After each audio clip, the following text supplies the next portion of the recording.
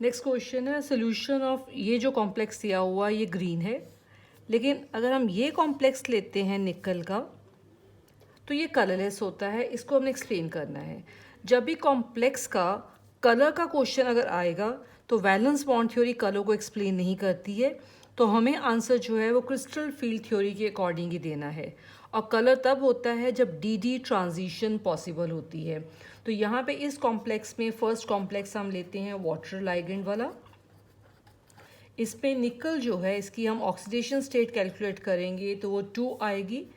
निकल has +2 oxidation state, और इसमें इसकी जो इलेक्ट्रॉनिक कॉन्फ़िगरेशन होती है, निकल इज़ 3d8 4s2, तो जब +2 ऑक्सीडेशन स्टेट है तो 4s इलेक्ट्रॉन रिमूव करेंगे तो ये कॉन्फ़िगरेशन बन जाएगी 3d8 बन जाएगी।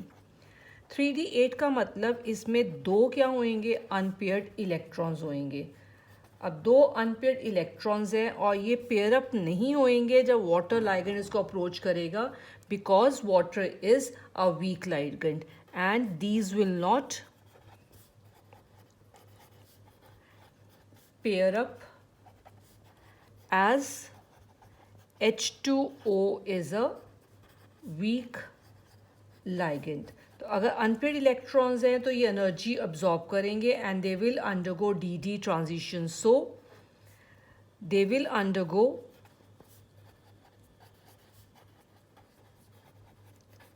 DD transition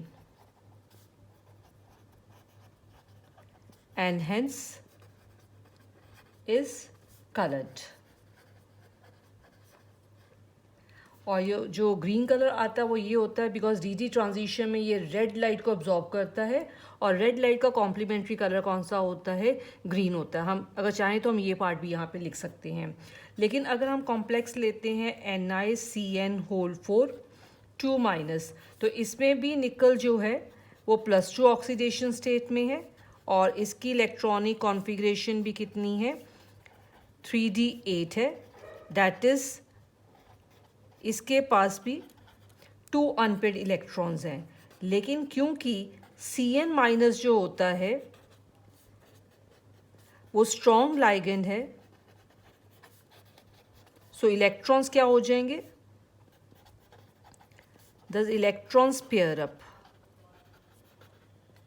as no unpaired electron is present and hence it is colourless, because इसमें डी डी ट्रांजिशन नहीं होएगी, हेंस इट इज़ कलरलेस। तो कलर दिखाने के लिए according to crystal field theory unpaired electrons का होना क्या है, ज़रूरी है। जिस कॉम्प्लेक्स में अनपेयर्ड इलेक्ट्रॉन्स होंगे उसमें डी डी ट्रांजिशन पॉसिबल है, ये वर्ड आना ज़रूरी है हमारा आंसर में। और क्योंकि इसमें Cn स्ट्रॉन्ग लाइगेंड है तो इलेक्ट्रॉन्स यहाँ पर जो हैं पेयर अप हो जाते हैं और कोई भी अनपेयर्ड इलेक्ट्रॉन नहीं बचता है और डी डी ट्रांजिशन पॉसिबल नहीं है, हेंस ये वाला कॉम्प्लेक्स क्या होता है, कलरलेस होता है। नेक्स्ट क्वेश्चन आते हैं, ये भी इसी तरीके से हमने सॉल्व करना है।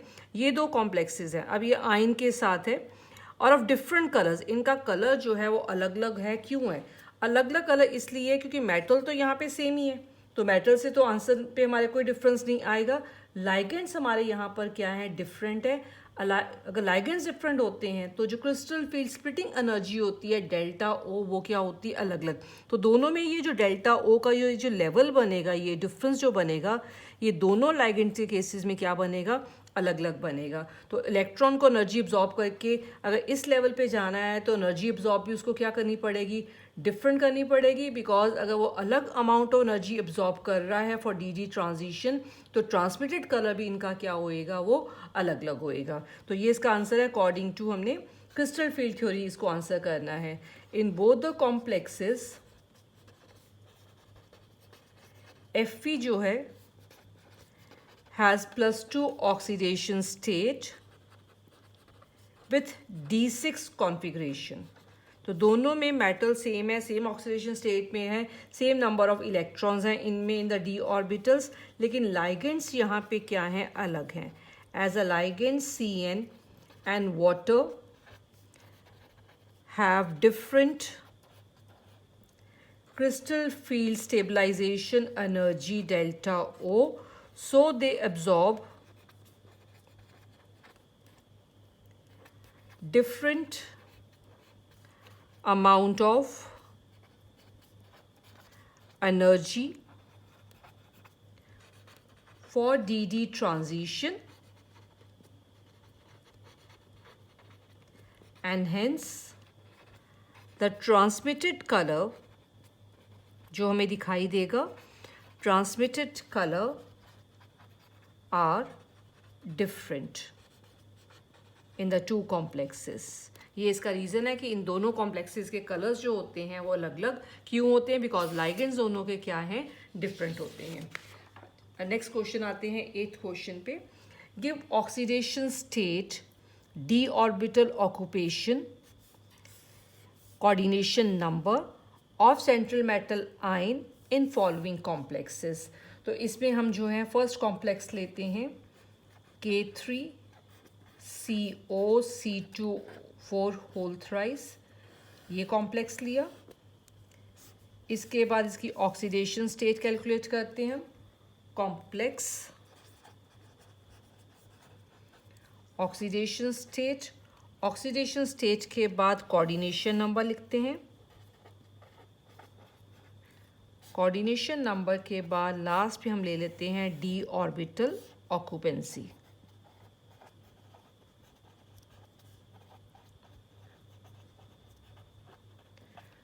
सेकेंड कॉम्प्लेक्स है CrEn होल ट्वाइस Cl2 और यहाँ पे है Cl। नेक्स्ट थर्ड कॉम्प्लेक्स है अमोनियम COF4 एंड फोर्थ है हमारे पास मैंगनीज वाटर और सल्फेट, इसमें है काउंटर आयन। अब ये 4 कॉम्प्लेक्सेस के हमने ये पार्ट सॉल्व करने हैं। ऑक्सीडेशन स्टेट पहले हम मेटल की कैलकुलेट करेंगे। पोटाशियम यहाँ पे +1 है तो ये +1 इंटू क्या हो जाएगा 3 इंटू 1। मेटल की हमने कैलकुलेट करनी है ऑक्सीडेशन स्टेट, इसको x लिखेंगे। ये बाइडेंटेड लाइगेंड है, -2 चार्ज है यहाँ पे, -2 इंटू 3 इक्वल टू 0। तो ये हमारे पास कैलकुलेट करके आ जाएगा +3 आ जाएगा हमारे पास यहाँ पे। अब कोऑर्डिनेशन नंबर जो है इक्वल टू कोऑर्डिनेट बॉन्ड्स होता है। ये कितने कोऑर्डिनेट बॉन्ड्स बनाता है, बाइडेंटेड लाइगेंड है तो एक लाइगेंड 2 बॉन्ड बनाएगा। ये 3 लाइगेंड्स हैं तो टोटल यहाँ पे कोऑर्डिनेशन नंबर कितना आ जाएगा 6, as C2O4 2- is bidentate ligand. अब यहाँ पे कोबाल्ट की जो ग्राउंड स्टेट कॉन्फ़िगरेशन होती है वो होती है 3d7,4s2 और कोबाल्ट +3 ऑक्सीडेशन स्टेट में है तो +3 ऑक्सीडेशन स्टेट में इसकी कॉन्फ़िगरेशन क्या हो जाएगी, नॉर्मल ग्राउंड स्टेट होती है 3d7,4s2। 3 इलेक्ट्रॉन्स रिमूव करने हैं तो 2 इसमें से करेंगे, 1 इसमें से करेंगे तो ये 3d6 हो जाएगा। CO3+ में कॉन्फ़िगरेशन क्या है 3d6। लेकिन क्रिस्टल फील्ड थ्योरी के अकॉर्डिंग हमने इसको जो है लिखना है एज T2G एंड Eg लिखना है। और जो ऑक्सीलेटो है ये याद रखना है, ये भी हमारा स्ट्रॉन्ग लाइगेंड होता है, पहले भी हमने इसको किया है। तो यहाँ पे स्ट्रॉन्ग लाइगेंड है तो पेयरिंग हो जाएगी तो T2G 6 हो जाएगा, Eg क्या हो जाएगा 0 हो जाएगा। नेक्स्ट हमारे पास आता है ये कॉम्प्लेक्स, सेम इसी तरीके से इसकी ऑक्सीडेशन स्टेट निकालेंगे क्रोमियम की। X ये न्यूट्रल लाइगेंड है, 0 और Cl -1 होता है, 2 से मल्टीप्लाई किया है 2 हो गया, और यहाँ पे इसका है -1 Cl का, इक्वेट इक्वल टू 0 तो ये कितना आ जाएगा हमारे पास +3 आ जाएगा। कोऑर्डिनेशन नंबर ये भी बाइडेंटेड लाइगेंड है तो 2 लाइगेंड्स हैं, 4 इसकी वजह से हो गया कोऑर्डिनेशन नंबर, 2 इसकी वजह से, तो दिस इज ऑल्सो 6। En जो है En इज बाइडेंटेड।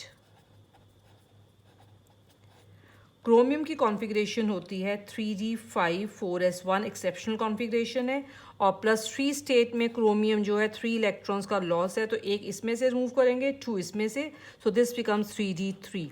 3d3 में एक ही कॉन्फ़िगरेशन पॉसिबल होती है T2G3, तो इसमें चाहे स्ट्रॉन्ग लाइगेंड है चाहे वीक लाइगेंड है, इसकी कॉन्फ़िगरेशन क्या रहेगी T2G3। नेक्स्ट इसके बाद आता है अमोनियम। अमोनियम के यहाँ पे हम लिखते हैं +1 चार्ज होता है तो ये 2 हैं तो कितना हो जाएगा +2। कोबाल्ट का कैलकुलेट करना है, F -1 होता है तो this is -4, equate equal to 0, तो यहाँ पे X कितना आ जाएगा +2 और यहाँ पे 4 लाइगेंड्स हैं और यूनिडेंटेड हैं तो इसका कोऑर्डिनेशन नंबर कितना होएगा 4 होएगा यहाँ पे। और F जो है वीक लाइगेंड है तो पेयरिंग नहीं होएगी। इसमें कोबाल्ट की कॉन्फ़िगरेशन होती है 3d7 4s2, लेकिन +2 स्टेट में ये 4s2 रिमूव कर देंगे, 3d क्या हो जाएगा यहाँ पे 7 हो जाएगा।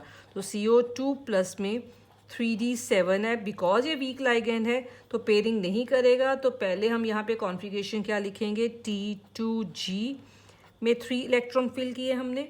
टोटल हमने फिल कितने करने हैं, 7 इलेक्ट्रॉन्स यहाँ पे फिल करने हैं। तो T2G एंड EG आएगा।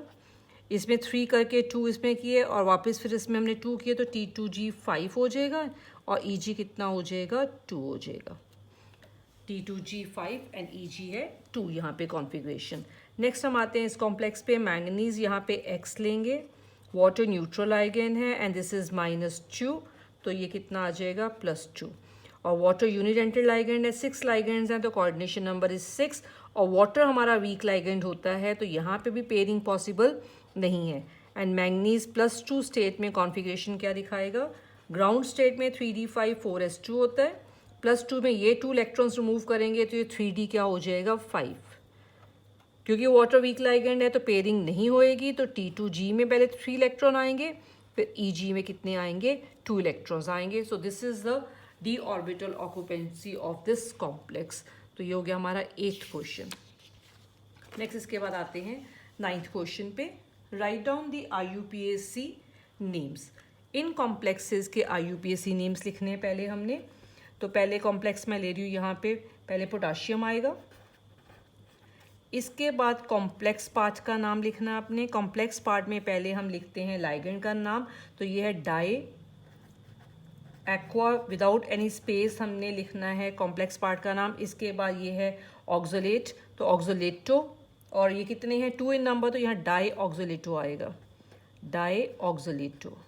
लाइगेंड्स हो गए। लाइगेंड्स के बाद हम आते हैं मेटल। मेटल यहाँ पे हमारी होगी क्रोमेट, 8 के साथ एंड करेंगे क्योंकि आगे हमारे पास कैटायन आ गया, इसका मतलब ये हमारा क्या है, अनायनिक पार्ट है। तो जब कॉम्प्लेक्स अनायनिक होता है तो मेटल का नाम हम एंड करते हैं विद 8, तो ये हो गया क्रोमेट। उसके बाद मेटल की ऑक्सीडेशन स्टेट आएगी और यहाँ पे क्या है वाटर, तो वाटर के लिए क्या लिखना है हमने, हाइड्रेट लिखना है। मेटल की ऑक्सीडेशन स्टेट को कैलकुलेट करेंगे। पोटाशियम +1 है, X ये न्यूट्रल लाइगेंड है, ये -2 है, तो ये +1 + X -4 यहाँ पे आएगा। इसको जब हम सॉल्व करेंगे तो ये ऑक्सीडेशन स्टेट जो क्रोमियम की यहाँ पे आ जाएगी 3 आ जाएगी। ये कैलकुलेट इस तरीके से करेंगे इसको। नेक्स्ट इसके बाद है ये 2 बॉन्ड्स बनाएगा because this is bidentate ligand. 2 ligand है तो टोटल 4 बॉन्ड्स हो गए। 2 ये बनाएगा water because these are unidentate, तो 4 and 2 कोऑर्डिनेशन नंबर कितना हुआ 6। Coordination number is equal to 6। अगर कोऑर्डिनेशन नंबर 6 होता है तो ज्योमेट्री हमेशा हम क्या लिखते हैं, ऑक्टाहेड्रल। यहाँ पे हमें ये नहीं लिखना है कि लो स्पिन है या हाई स्पिन है। IUPAC नेम हो गया, ऑक्सीडेशन स्टेट हमने मेटल की लिख दी यहाँ पे, कोऑर्डिनेशन नंबर हमने लिख दिया, ज्योमेट्री लिख दी। अब रह गया electronic configuration and magnetic moment रह गया यहाँ पे। तो इलेक्ट्रॉनिक कॉन्फ़िगरेशन 3 ऑक्सीडेशन स्टेट है तो क्रोमियम 3+ होएगा।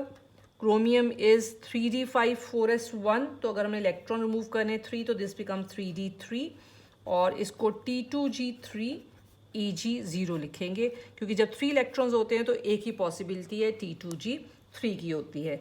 अब अनपेड इलेक्ट्रॉन जब हम इस पर फिल करेंगे तो कितने अनपेड इलेक्ट्रॉन आ गए यहाँ पे, तीनों के तीनों इलेक्ट्रॉन्स क्या हैं हमारे, अनपेड इलेक्ट्रॉन्स हैं। Unpaired electrons equal to 3। Unpaired electron से मैग्नेटिक मोमेंट को हम कैलकुलेट कर सकते हैं। मैग्नेटिक मोमेंट का फॉर्मूला होता है mu is equal to √n × n+2। n की value equal to unpaired electrons ये होगी 3 × 5, सो ये हो गया √15 which is equal to 3.87 Bohr magnetron. ये हमारा हो गया फर्स्ट पार्ट। ऐसे हम बाकी पार्ट्स को भी सॉल्व कर लेंगे।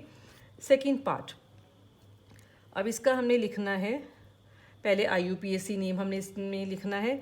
ये हमारे पास है 5 अमीन्स है, तो पहले हम लिखेंगे पेंटा अमीन डबल M वाला, देन उसके बाद है Cl तो क्लोरो या क्लोराइडो, देन मेटल इज कोबाल्ट। इसकी ऑक्सीडेशन स्टेट कैलकुलेट करेंगे, ये 0 है, ये -1 है, ये -2 हो गया तो कोबाल्ट इज 3 और लास्ट में काउंटर आयन है हमारा क्लोराइड। काउंटर आइंस में कभी भी हम डाई ट्राई नहीं लिखते, सिंपली इसका नाम लिखते हैं, तो दिस इज क्लोराइड। ये हो गया IUPAC नेम। अब आ जाओ कोऑर्डिनेशन नंबर पे। कोऑर्डिनेशन नंबर इसका होएगा 5 बॉन्ड्स ये बनाएगा, 1 ये 6। अगर 6 कोऑर्डिनेशन नंबर है तो ज्योमेट्री होएगी ऑक्टाहेड्रल। अब आते हैं इलेक्ट्रॉनिक कॉन्फ़िगरेशन पे। ऑक्सीडेशन स्टेट 3 है तो कोबाल्ट यहाँ पे हमारा होएगा CO3+। कोबाल्ट की कॉन्फ़िगरेशन होती है 3D7 4s2, तो ये अब हो जाएगी 3D6 हो जाएगी। और जब हम इसको क्रिस्टल फील्ड थ्योरी के अकॉर्डिंग लिखेंगे तो दिस इज़ द T2G। ये आपको यहाँ पे याद करना पड़ेगा इस वाले केस में। ये एक क्वेश्चन हमारा NCERT का जहाँ हमें याद करना है यहाँ पे कि ये स्ट्रॉन्ग लाइगेंड हम लेके चल रहे हैं, तो इसको मैं मार्क कर देती हूँ। This question you have to learn, क्योंकि कोई भी ऐसी एग्जांपल नहीं आई जहाँ हमें अमोनिया को स्ट्रॉन्ग लाइगेंड लेके चलना है। अभी तक हमने स्ट्रॉन्ग लाइगेंड में CO, CN और ऑक्सोलेटो पढ़ा है, और इस एग्जांपल में अमोनिया जो है हमारा वो भी स्ट्रॉन्ग लाइगेंड आ रहा है, तो यहाँ पे इलेक्ट्रॉन्स की क्या हो रही है, पेयरिंग हो रही है। अगर T2G6 लिखते हैं तो सारे इलेक्ट्रॉन पेयर हो गए। अगर सारे इलेक्ट्रॉन्स पेयर हो जाते हैं तो अनपेयर्ड इलेक्ट्रॉन कितने हो गए, 0। अगर अनपेयर्ड इलेक्ट्रॉन 0 है तो नेचुरली मैग्नेटिक मोमेंट यहाँ पे कितना आएगा, 0 आएगा। तो ये हमारा हो गया सेकेंड पार्ट। अब आते हैं थर्ड पार्ट पे। इसके बाद थर्ड पार्ट, ये कॉम्प्लेक्स है हमारे पास। पहले इसमें लाइगेंड का नाम लिखेंगे, लाइगेंड इज ट्राई क्लोरो। उसके बाद PY होता है पिरीडीन, तो ये हो गया ट्राई पिरीडीन। मेटल है क्रोमियम। ऑक्सीडेशन स्टेट कैलकुलेट करेंगे, पिरीडीन न्यूट्रल है, Cl-1 है, तो ये टोटल -3 हो गया, तो यहाँ आ जाएगी क्रोमियम की ऑक्सीडेशन स्टेट 3 आ जाएगी। Next coordination number. Coordination number यहाँ पे आएगा, दिस इज बाय पिरीडीन हमारा 3 बॉन्ड्स बनाएगा ये, और 3 बॉन्ड्स ये बनाएगा ये यूनिडेंटेड लाइगेंड ही है, तो कोऑर्डिनेशन नंबर कितना आ गया, 6। अगर कोऑर्डिनेशन नंबर 6 है तो ज्योमेट्री यहाँ पे क्या होएगी, ऑक्टाहेड्रल ज्योमेट्री होएगी। अब इसके बाद आते हैं ऑक्सीडेशन स्टेट। हमने क्रोमियम की कैलकुलेट यहाँ पे कर ली है, 3 आती है। Electronic configuration, electronic configuration Cr3+ की है 3D3। 3D3 में एक ही कॉन्फ़िगरेशन पॉसिबल है, T2G3 एंड Eg0। तो यहाँ पे अनपेड इलेक्ट्रॉन्स कितने हो गए, 3 in number. Unpaired electrons equal to 3, तो मैग्नेटिक मोमेंट यहाँ पे n into n+2 equal to, उसको कैलकुलेट करेंगे अकॉर्डिंग टू 3, 3, 5, 15, √15 हमने पहले भी कैलकुलेट किया है, 3.87 बोहर मैग्नेट्रॉन। फोर्थ पार्ट यहाँ पे पहले है हमारे पास CS कैटायन है, तो ये सीजियम हो गया। पहले हम लिखेंगे सीजियम। अब कॉम्प्लेक्स पे आते हैं, टेट्रा क्लोरो। अब यहाँ पे Fe और यहाँ पे कैटायन आ गया, इसका मतलब ये अनाइनिक पार्ट है। अनाइनिक में मेटल का नाम किससे एंड करना, 8 से, तो दिस इज फिरेट। इसके बाद ऑक्सीडेशन स्टेट यहाँ पे आएगी। सीजियम जो है अल्कली मेटल है तो +1 होता है, ये -4 है, तो +1 x -4 इक्वल टू हमारे पास 0 इक्वल टू कितना आ जाएगा, 3 आ जाएगा ये यहाँ पे। तो इसकी ऑक्सीडेशन स्टेट होगी 3। कोऑर्डिनेशन नंबर 4 होएगा, बिकॉज यहाँ पे सिर्फ 4 लाइगेंड्स हैं और यूनिडेंटेड है, तो coordination number is 4। Coordination number 4 है तो ज्योमेट्री हमारी यहाँ पे कौन सी वाली होएगी, this can be square planar और टेट्राहेड्रल हो सकती है। लेकिन Cl हमारा वीक लाइगेंड है तो इलेक्ट्रॉन्स को पेयर नहीं करेगा, तो D हमारा ऑर्बिटल वेकेंट नहीं हो पाएगा, DsP2 नहीं आ सकती, हाइब्रिडाइजेशन स्क्वायर प्लेनर ज्योमेट्री नहीं हो सकती। तो पॉसिबिलिटी कौन सी बची यहाँ पे, टेट्राहेड्रल ज्योमेट्री की। अब आते हैं इलेक्ट्रॉनिक कॉन्फ़िगरेशन ऑफ, यहाँ पे मेटल हमारी Fe और ऑक्सीडेशन स्टेट है 3, तो Fe3+ हो गया। Fe की कॉन्फ़िगरेशन होती है 3D6 4s2 और Fe3+ की होगी 3D5।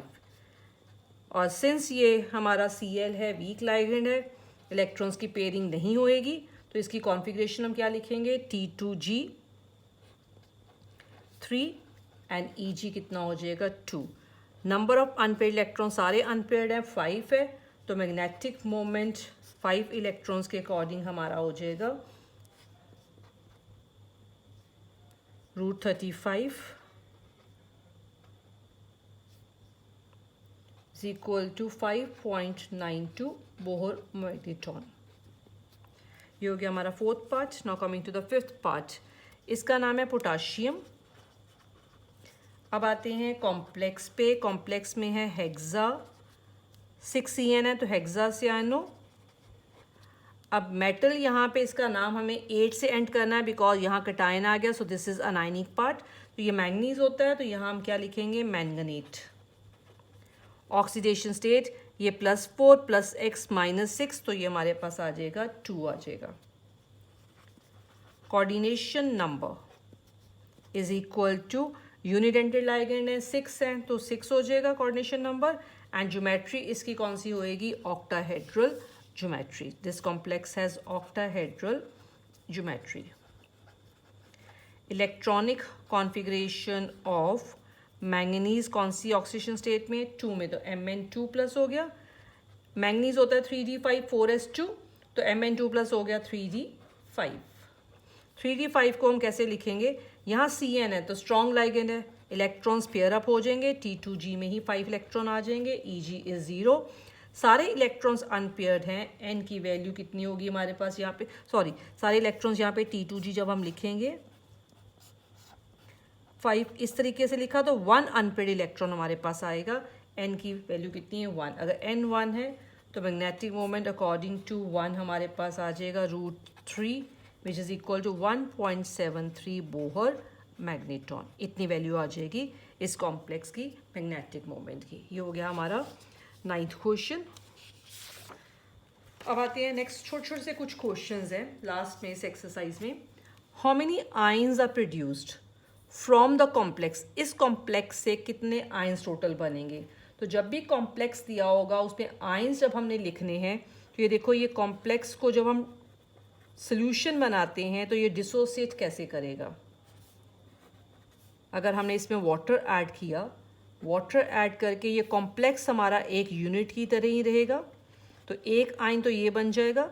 यहाँ पे Cl हमारे 2 हैं तो ये हमारे पास -2 है, इसका मतलब कॉम्प्लेक्स पे चार्ज कितना आएगा, 2+। और ये जो काउंटर आयंस हैं 2 Cl ये सेपरेट हो जाएंगे। ये कॉम्प्लेक्स एक आयन किसको काउंट करना है और 2 आयंस ये हो गए, टोटल आयंस कितने हो गए, यहाँ पे 3 हो गए। तो यहाँ पे आयंस हमारे पास कितने आएंगे, is equal to 3 in number. Complex को हमेशा एक आयन हमने काउंट करना है और बाकी जितने काउंटर आयन से हमारे आयंस बनेंगे, तो टोटल आयंस कितने हो गए, 3। Which has highest magnetic moment value, जिसमें जितने अनपेयर्ड इलेक्ट्रॉन ज़्यादा होएंगे उतना मैग्नेटिक मोमेंट उसका क्या होएगा, ज़्यादा होएगा। अब इसमें कितने हमने लिखने हैं अनपेयर्ड इलेक्ट्रॉन। वाटर को वीक लाइगेंड लेना, सब में वाटर वीक लाइगेंड है तो इलेक्ट्रॉन्स की पेयरिंग किसी में भी नहीं होएगी।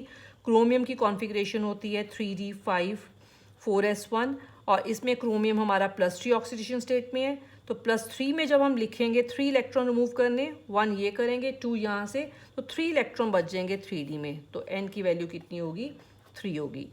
अब यहाँ पे आयन है, आयन की कॉन्फिगरेशन होती है 3d6 4s2। यहाँ आयन हमारा +2 कॉन्फिगरेशन में है तो 2 इलेक्ट्रॉन रिमूव करने इसमें से, 3d6 जब लिखते हैं तो n की वैल्यू कितनी आ जाती है, 4 आती है। जिंक की कॉन्फ़िगरेशन होती है 3d10 4s2 और इसमें Zn +2 कॉन्फ़िगरेशन में है, ये 2 इलेक्ट्रॉन रिमूव करेंगे तो 3d10 हो जाएगा। सारे इलेक्ट्रॉन्स यहाँ पे पेयर्ड हैं, कोई भी अनपेयर्ड इलेक्ट्रॉन नहीं है, तो n की वैल्यू कितनी होगी, 0। तो इसमें सबसे ज़्यादा अनपेयर्ड इलेक्ट्रॉन्स किसके पास हैं, इस कॉम्प्लेक्स के पास। इसका मतलब this one will have the highest magnetic moment. जितने अनपेयर्ड इलेक्ट्रॉन ज़्यादा उतना मैग्नेटिक मोमेंट क्या होता है, ज़्यादा होता है। नेक्स्ट इसके बाद है ऑक्सीडेशन नंबर कैलकुलेट करना है कोबाल्ट का। पोटाशियम का +1, दिस इज़ x, और ये हमारा न्यूट्रल लाइगेंड होता है तो 0। यहाँ x का ऑक्सीडेशन नंबर आ रहा है हमारा -1 आ रहा है यहाँ पे, इक्वल टू 0, तो x इज़ इक्वल टू -1। अभी तक हमने जितनी भी ऑक्सीडेशन स्टेट्स कैलकुलेट की है, मेटल की ऑक्सीडेशन स्टेट हमारी प्लस में आई है, so this is NCERT question जिसमें यहाँ पे मेटल की ऑक्सीडेशन स्टेट किस में आ रही है, माइनस में आ रही है हमारी। नेक्स्ट क्वेश्चन इसके बाद, मोस्ट स्टेबल कॉम्प्लेक्स, इसमें से सबसे स्टेबल कॉम्प्लेक्स कौन सा होएगा, बहुत ईजी है। ये यूनिडेंटेड लाइगेंड है, ये भी यूनिडेंटेड है, ये भी यूनिडेंटेड है, दिस इज बाइडेंटेड लाइगेंड। इसका मतलब ये क्या बनाएगा, दिस इज अ चीलेटिंग लाइगेंड, और चीलेट कंपाउंड्स जो होते हैं वो ज़्यादा क्या होते हैं, स्टेबल होते हैं। So this is the most stable complex because it forms chelate rings. Next question, last question है एनसीईआरटी एक्सरसाइज का. What will be the correct order for the wavelengths of absorption in the visible region for the following?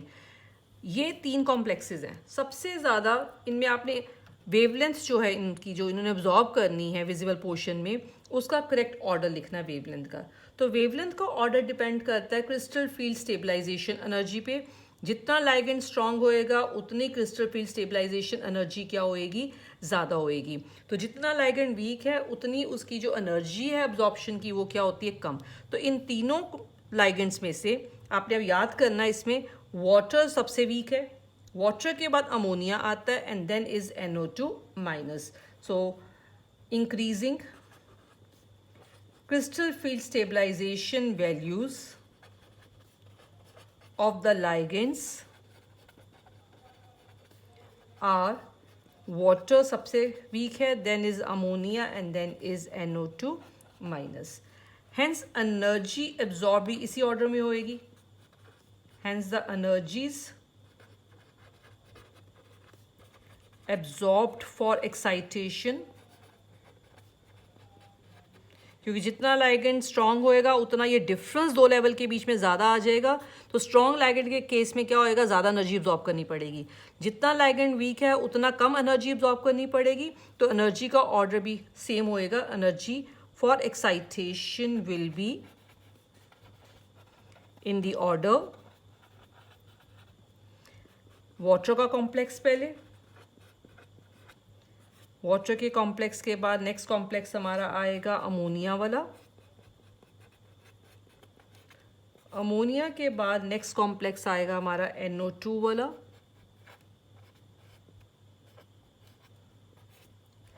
लेकिन हमें पता है energy is equal to H nu की जहाँ पे C by lambda लिखेंगे. Energy and wavelength are inversely proportional. Therefore the wavelength absorbed will be in the opposite order. तो उसका ऑर्डर हमारे पास हो जाएगा NiNO2 होल 6 4 माइनस की सबसे कम होएगी. Then will be the ammonia 1. Ammonia के बाद होएगी हमारे पास वाटर कॉम्प्लेक्स. तो ये हमारे हो गए एनसीईआरटी एक्सरसाइज के क्वेश्चंस ऑफ कोऑर्डिनेशन केमिस्ट्री.